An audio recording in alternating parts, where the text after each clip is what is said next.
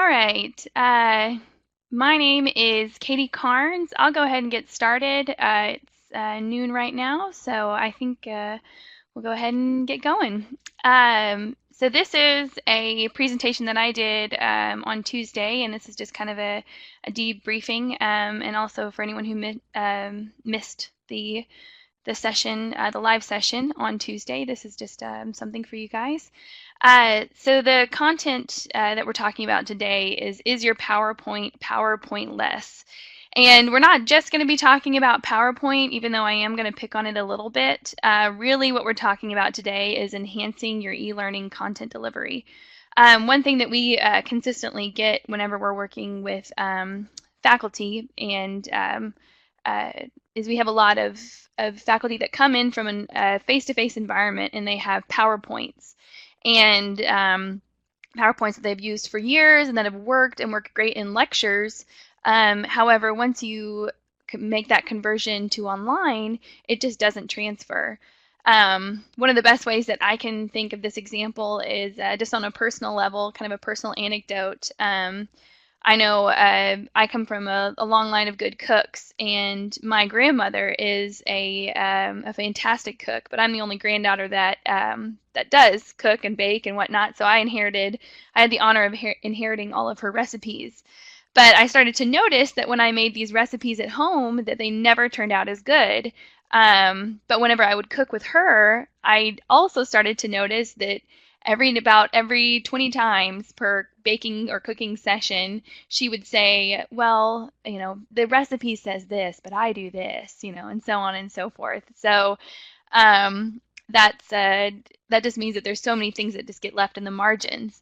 And that's just an example of that. And I think with PowerPoint, it's the same. Whenever you make that conversion to online, there's just so many things that get left in the margins, and students really have the disadvantage. So this is just a couple of things in a couple of ways. My expertise is in multimedia and graphic design, so that's really where what we're going to learn a little bit about today. Just some simple things. And then also I do really want to highlight that you can use the Center for E-Learning and Continued Education, CeCE, as a resource. So if any of this seems intimidating, then I just also want to show you that we're here to help. And these are just maybe a few things that you can do on your own. All right, so let's get started.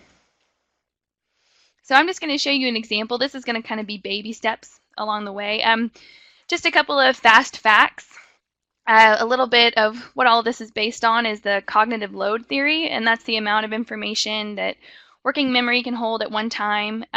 So basically, we really want to, when we have courses that are very text-driven and text-heavy, that can cause a heavy cognitive load for our students. And whereas we may be avid readers or reading may just be our pride and joy, for a lot of students it isn't. And for a lot of students it's really overwhelming. It takes a heavy toll. And then I'm also going to show you some examples of the picture superiority effect. So text without imagery, only 6% of the concept is rated 72 hours later, but text with imagery is 60% of a concept recalled later. I'm going to skip down a little bit just to even highlight this even further, because my area is also in video as well, and I'm a huge proponent on video and the rise of video in education. But if you think about it, a picture is worth 1,000 words, but 1 minute of video is worth 1.8 million words. So getting this information across, you can do it so much more effectively with good graphic design and good video and multimedia content. And then also 60% of users will watch a video instead of reading text.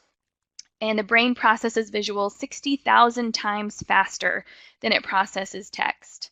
And visual aids in the classroom have been found to improve learning by up to 400%. So I just wanted to emphasize all of that to really show that the numbers are behind me and are behind this. And I think if you really thought about it too and really kind of started to pay attention more to how you respond to visual aids and visual cues, then you would really agree with this. So yeah, I think that's my argument for less text.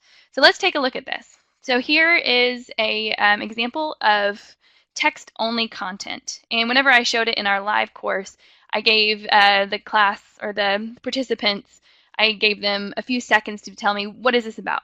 Really quickly, tell me.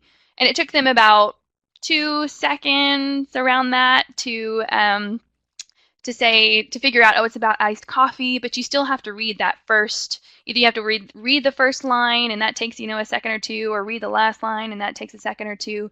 But really, you can't get the full effect by just looking at this. You have to read it, and that takes time. So now here's just with a little bit of an addition.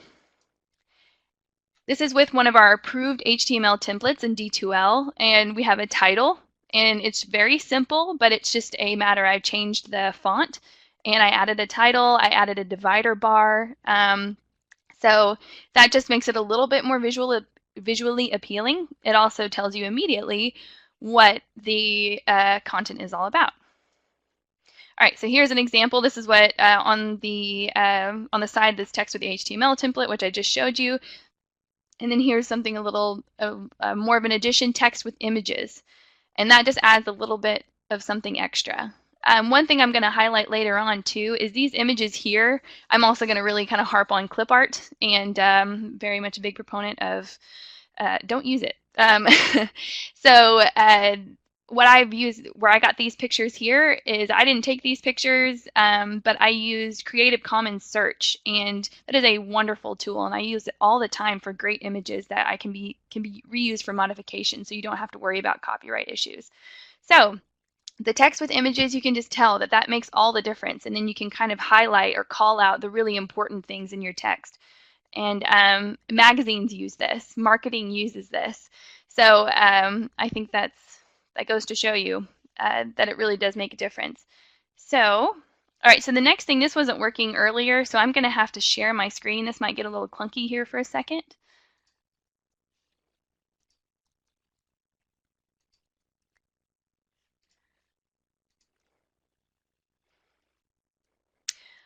All right, so what we've got as an example is now I'm going to show you a video. So we had all text, we had text with a few modifications, we had text with images, and now here's text with video.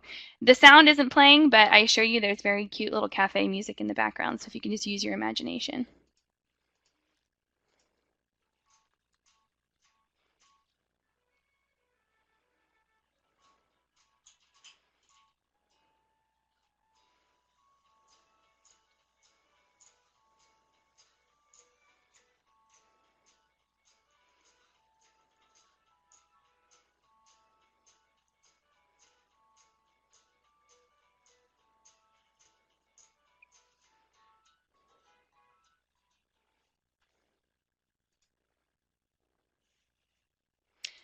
All right, so that video was 30 seconds long, and I timed myself reading our very first slide that was all text, and that took me about 2 minutes. So think about that difference right there, that 2 minutes worth of text, of reading text, 2 minutes worth of my time, I can do all of that in 30 seconds, and it's so much more visually appealing. All right, and then I have one more example while I'm still sharing my screen. This is a interactive learning object, and we do these. The one issue with these interactive learning objects is that we at CeCE have to make the conversion to make these interactive. But the great thing about these interactive learning objects is that you can convert PowerPoint directly into these. It's a very fast, easy process to import PowerPoint. And I have a lot of faculty who do this and just make a PowerPoint, and then they leave me notes in red and to where they want the interactive components to be. And that process is very quick and very, very easy. So I'm just going to go ahead and show you just an example of this. So I'm going to enter my name, press submit, and I'm going to take this coffee pod, put it into the coffee maker, click next. I'm going to press brew to begin brewing the coffee. So right now we have more of like a gamification experience. It's just way more interactive and way more engaging for students rather than just reading about how to do this. I'm going to pour the coffee into the cup.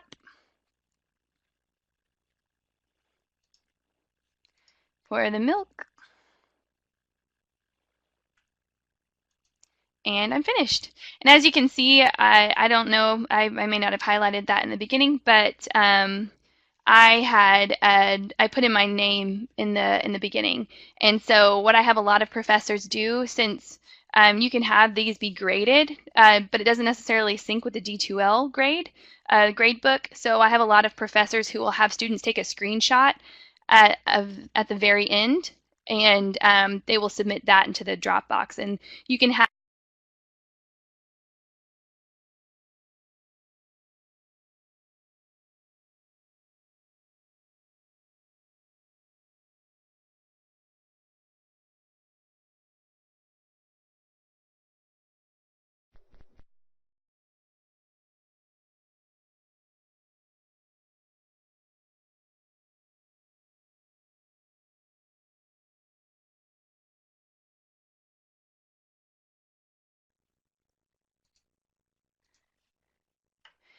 Okay, folks, sorry about that. I got kicked out making that conversion. So, um, if yours is still frozen, or if you can't see me, just leave a note in the comments, or if you guys can just give a thumbs up that things are still going good.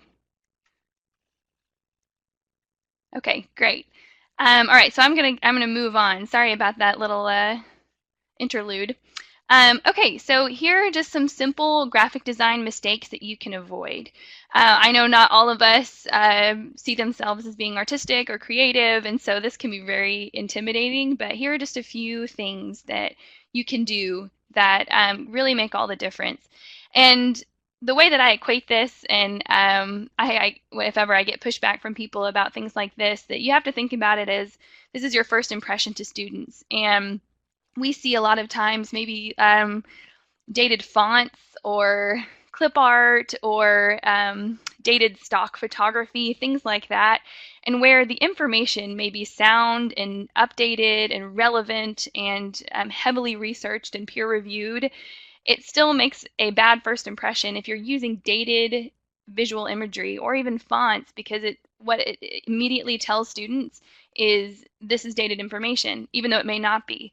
So it's simple things that you can do to really help your validity and your credibility. So if a student looks at something, thinks it's dated information, then that hurts your validity. So here's just a couple of things just to really help combat that. All right, contrasting colors. We see this a lot. And actually, this is an accessibility issue as well. I love color. I am a color lover, and we have an accessibility specialist on our staff who she always gets me on these kind of things. And so I have to be really careful because I love mixing colors, and there's nothing wrong with that. But there are, so that top choice, the one with the red and the green, it does actually meet, so we have a ratio that we have to use for accessibility purposes. So for font size, 18 points or lower, the ratio has to be for the foreground and background 4.5 to 1. The font size 18 points or higher has to be 3 to 1. Now that may not make a lot of sense to people, but I'll show you a couple of tools that we use to kind of help just to double check. And it's called the Color Contrast Analyzer. It's just a web app, and it tells you the ratio immediately. So you don't have to sit there and figure out some ratio or anything like that. This is just good information for you to know. And this is also something CeCE helps you with. So I just wanted to explain that if you hear me talk about ratios or contrast ratios.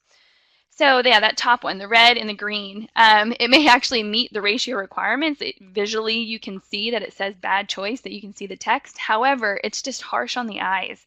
And it's just really just kind of an ugly, bright color. It stands out, definitely does that, but it's really just kind of it's just harsh. And then the middle one, that's just bad visibility because the ratio, the contrast ratio is too low between the foreground and the background. And then the last one, that's just a great choice. And blue is always a good go-to color as well, especially since it's a UCO color. But that contrast ratio is very good. I think normally a good rule of thumb is to stick with a light background and a dark foreground. So dark text and a light background is usually a good way to go. All right, clip art. Oh, my enemy. Um, this the computer that you see on the screen, that is that's kind of classic clip art from the old days of PowerPoint, and you don't see that as much anymore. I think PowerPoint's even gotten rid of clip art because it's just gotten such a bad rap. But the other two, the teamwork one, and then the guy sitting on the exclamation point, I see those all the time. So there's still bad clip out there. In fact, I probably my mortal enemy is these guys with no faces and they're kind of with gloved hands. I mean, I see them all the time, and it's just oh, it would be so much better just to find a good photo of what you're trying to show, or a good photo with just some text over it or something that says teamwork, rather than kind of these cheesy clip art people. And I know you're kind of, it's good. I want you to use visuals, but I think you also have to really know, you know, use some good visuals as well. So some great resources for graphics. And I'll show you a couple of these. I'm a little bit worried to start sharing my screen again just because of how that went last time. But some good graphics and imaging editing tools are Adobe Spark. That's Adobe's, it's a free, so all these are free. There's some premium, you can have a premium account on some of these, or really just pick Monkey, but I really just wanted to kind of give you guys free resources. But for graphics and imaging editing, Adobe Spark is a great tool. It's Adobe's answer to social media images, but they have a lot of like where you can make banners, you can put text over images. They also have a great stock image library that you can use, and so they have just much better things. You just type in afterward, or you just type in what you need into the search, and it comes up. And then PicMonkey, it's also very similar to that, but I'll show you these things at the end. And Noun Project has icons, and so if you really do just need to use icons, you don't need a whole stock image, then Noun Project is a great resource. For stock images, Creative Commons Search, the UCO Library, and Unsplash. So there's lots more, but these are just a few that I like to use. All right, fonts. Fonts can be wonderful, and they can also be horrible. So what's funny is I think in this conversion it actually changed some of the fonts that I have on here, but these are some of the ones not to use, and I'm sad that the conversion changed some of the fonts actually when I did it, because it visually can show you a little bit of how terrible these can be. So these are some dated fonts, just some are sort of the worst ones. Comic Sans, Papyrus, that's the Avatar font. So that's what now you'll always think of. Brush Script, you can't see that there, but it's very much like a handwritten font, so you really want to stay away from the real scripty fonts. And then Curls, that one's got these little curly cues at the end. But anyways, and I think someone asked if the PowerPoint will be available afterwards, after the session, and yes, it will be available, and also you'll be able to see the fonts a little bit more clearly on this side because they got converted in Adobe. So, and then yeah, so these are just some good ones here on the side. And like I said, when we share out this PowerPoint, you'll be able to see those a little bit clearly because I made each one their individual font. Some great resources for this is Font Squirrel. I use that one a lot. It's where you can get free fonts, dafonts.com. That's also a good one. And then Typewolf is very good for figuring out which fonts go with which. Because usually what you want to do is kind of pair, you don't want to use too many fonts. You want to do like 8 fonts in one thing. Really, you just want to use 2 or 1 and just do, regular and italic. So for highlighted text, you do italic. Or you want to do a serif or sans serif paired together. So really, you just want to use 2 fonts, and Typewolf does a really good job of telling you which fonts look well together. All right, pixelated images. We also see this a lot. You want to make sure that you are using large images. It's always better to try and find a big image, and most times you will see at the bottom of a picture, if you're looking at them online, their dimensions. Usually it says like 250 by 250 or something like that. You want to try and err on the larger size, or if you have an option to choose a larger one, just go with the larger one because you can always scale it down, but scaling it up gives you that horrible pixelated look. Oh, and we had Karen just asked what the asterisk by some of the fonts mean, and I thank you for reminding me. I forgot about that. For Avenir and Garamond, Avenir, those are both the UCO branding fonts, so those are always just a good one to go by if you kind of want the whole UCO look to look consistent, or if you're kind of going with a more generic UCO look for your online course, then Avenir and Garamond are the ones that UCO uses for their branding. So just wanted to let you guys know that. Okay, text effects.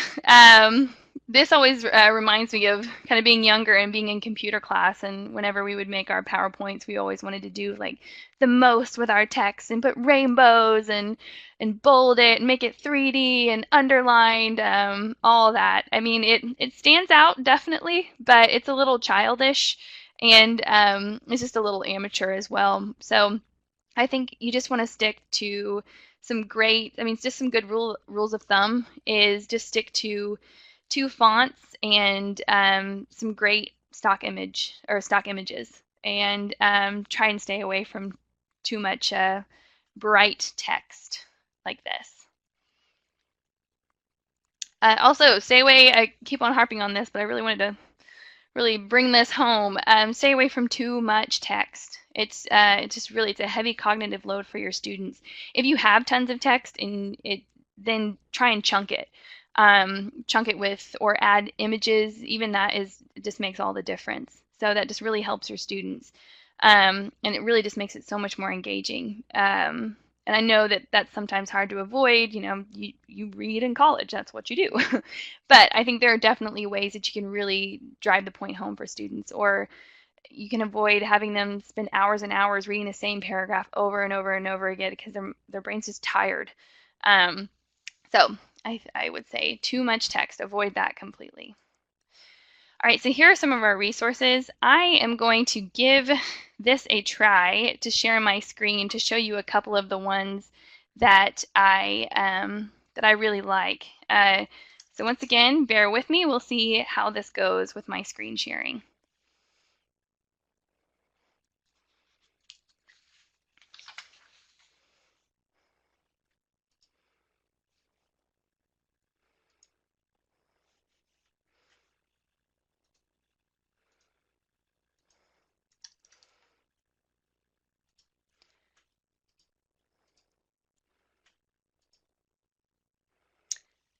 All right, hopefully you guys can see that on your screen.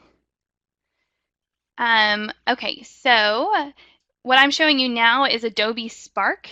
This is a tool by Adobe. It's kind of, yeah, it's for social media, but it's really great just to add, you can add text on top of images if you want to do that. So it's a real great free tool that you can use.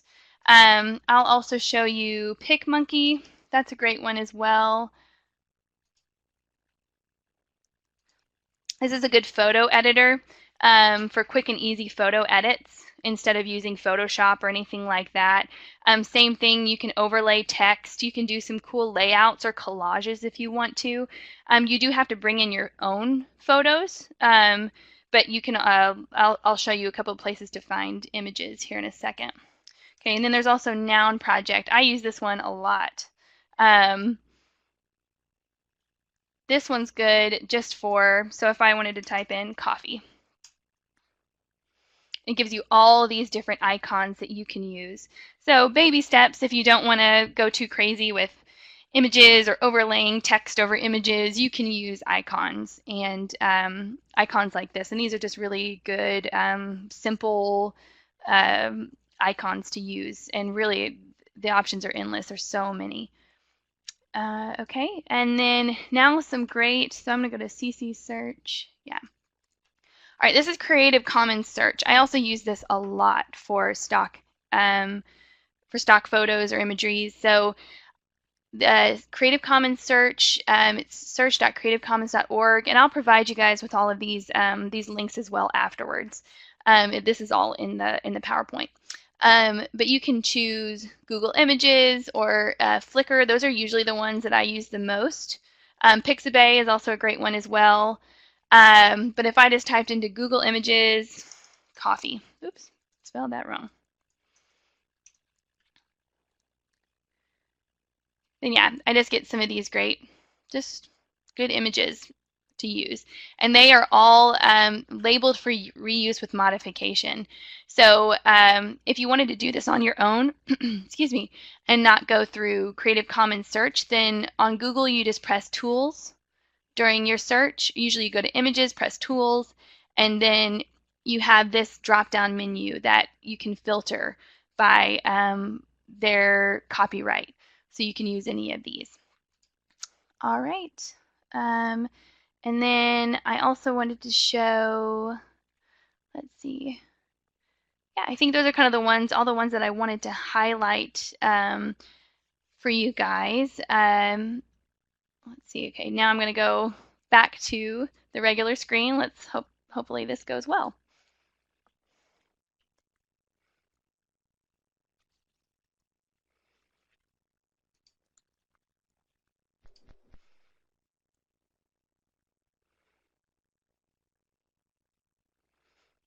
Okay, so we're back. That didn't kick me off that time, which is great. So that kind of wraps up my presentation. We'll provide you with these resources. We're happy to as well, but I do also really want to say that CeCE is here to help. We have lots of options, especially for video. So that's what we kind of offer. So you can always use us as a reference. I do also want to take some time to answer some questions. I see a couple are coming up. Linda asks, what about higher level courses where you need to share detailed information? That's a good question, and I hope that I really got across it. You don't necessarily have to sacrifice. You don't have to completely cut out text if that is something you need them to know, this detailed information. But maybe add a visual aid. If it's very, it's kind of situational. If you really need a detail, maybe throw in a graph, if you can, just some way to visualize the data, a graph or a pie chart or something along those lines. Even that helps. Usually there's a way to add some sort of visual aid. But if there's lots of detailed information they need to know, then I'm not saying you need to cut that out and cut corners, but I think situationally there are some just visual aids to add. And then if clip art is bad, how are icons better? That is a very, very good point. I would say the icons maybe you can just use sparingly. I use them a lot in graphic design just because that's kind of the nature of what I do, and I usually end up editing them anyways. I would say the best thing to do would be stock photos and using Creative Commons, Google, things like that. I think it's just they look better. It's a little bit more realistic. Rather than clip art or even the icons. The icons right now are just, they are trendy. So probably in about 5 years, those are going to look like clip art. So, but right now, if you just need a simple, small image, or if you just need a picture of a coffee cup or something like that, that's good for maybe the smaller items. So Linda also asked, can you help with videos? Yes, we have a whole video team and a video studio. I ran out of time in our online course, but I may be able to show you guys, since we've got a little bit of time. I'm going to open that up in another screen. I'm going to show you some of our video offerings and what we can do at the video studio here at UCO. Okay. If you'll just give me 1 second, then I'm going to open that up in the other screen. This is kind of an impromptu thing. I wasn't planning on doing this.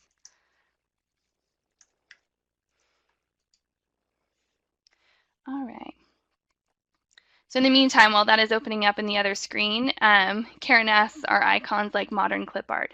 I would say, yeah, they are. They're just a good solution maybe for some smaller items, but I would go with images over icons.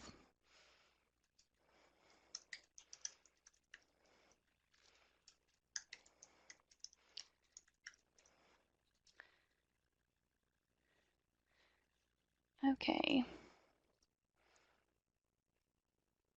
All right, I'm going to answer once again while this screen is opening in my other screen. I'm going to answer D. Holt's question.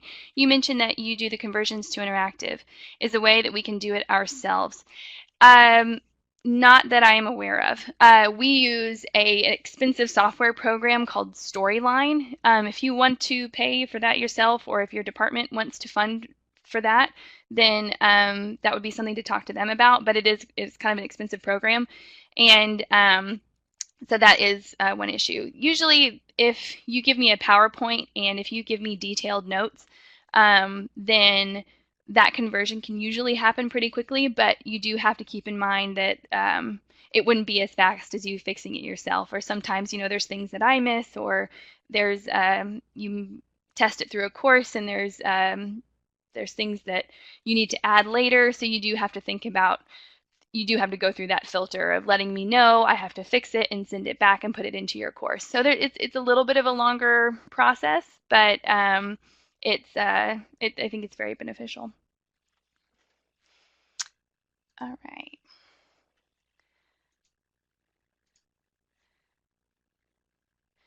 Okay, so one thing, I'm going to go ahead and start sharing my screen again.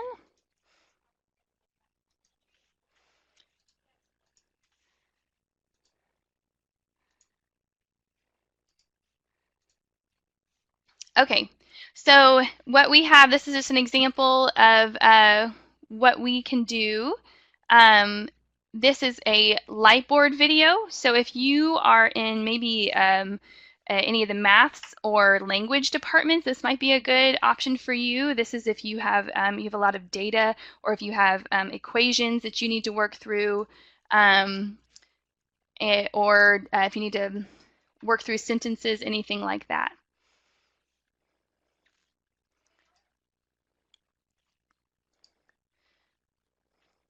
So I know you can't hear the sound necessarily, but all they're doing is it's basically a clear screen, and they write on the board, and we film them kind of walking through the equations. So that is one example. See if this will open it back up for me. And then let's see if I can show you a couple more. So here's an example of just some kinetic typography that we can do. This could be more of like a Ken Burns type documentary, things like that. I'll also show you, we have just a general purpose video where if you just need, kind of a talking head, we have these capabilities. So it's just a blank screen in the back and just someone talking. And then if you want to do interviews or anything along those lines, then let's see if I can pull that one up. We may not have that available. Oh, here it is. Okay. So we have kind of a nicer room for maybe some of those higher quality projects. That's me. I don't know if you recognize me, but so we have we can also do an interview setup as well. So those are just a couple of things that we can do. We can do on location videos, all of the above. The best way, I'll put my contact information on the PowerPoint as well, and we're going through a couple of changes for in the video studio, and we're hiring some new people, and it's really taking off, and it's really really an exciting time. But right now, I would be the best contact for any video stuff, but then shortly we'll have a new video studio manager who can start setting up some consultations. So for any of these multimedia items that I mentioned kind of need our help, or if you see something you're interested in, then we usually set up a multimedia consultation first. And you bring in your content, and the more you give us, the better. So the more content, the more scripts, the more notes that you give us, the better. And once we have that meeting, that consultation meeting, then we kind of get you on the schedule to decide what would be the best option for you and what we can do for you, whether that be video, multimedia. You may even need just a really important graphic in your course. And so we do infographics as well. And so Okay, it looks like Katie got kicked out again, so I think we're going to go ahead and close it out today. Unless you guys have any other questions for us. And I don't see anybody typing, but please feel free to contact us here at CeCE if you need anything. You guys are very welcome.